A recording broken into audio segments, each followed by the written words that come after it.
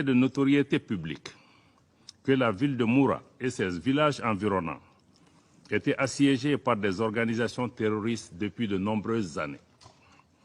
Pendant cette période, aucune force, pas même les forces internationales déployées, n'avait accès à cette localité, abandonnant ainsi les populations à leur triste sort.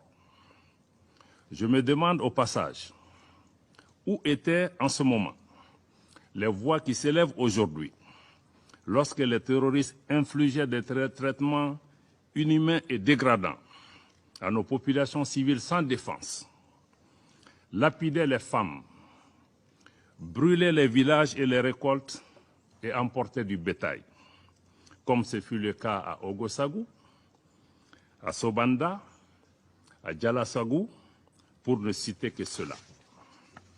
Aussi, sur la base de renseignements fiables et précis faisant état de la présence à Moura de principaux chefs terroristes pour collecter le fruit des rackets contre les populations, organiser et planifier des attaques d'envergure, les forces de défense et de sécurité du Mali ont pris la décision de mener une opération d'opportunité aéroterrestre à la hauteur de cette menace, afin de mettre un terme à la souffrance de nos populations.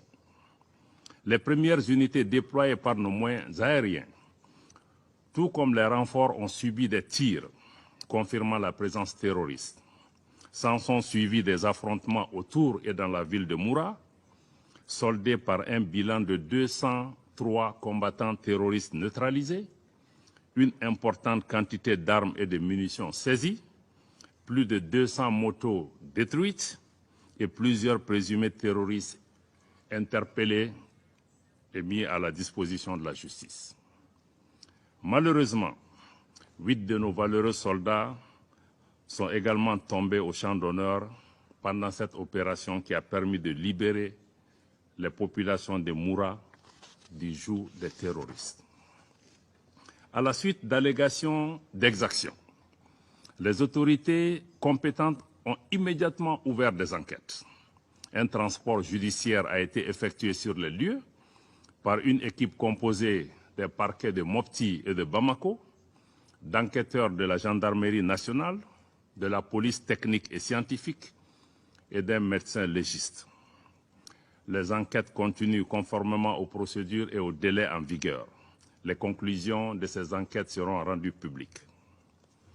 Le gouvernement rejette vigoureusement les conclusions hâtives du rapport biaisé du Haut Commissariat aux droits de l'homme.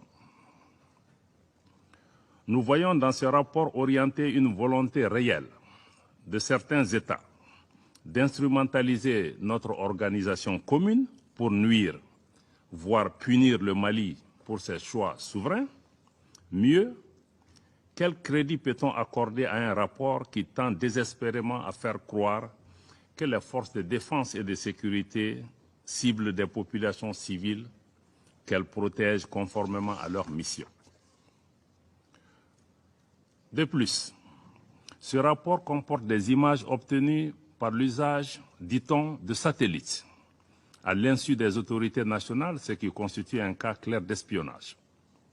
Nous devons être humbles et comprendre que personne n'aime le Mali plus que les Maliens, que personne n'aime les Maliens plus que les autorités maliennes.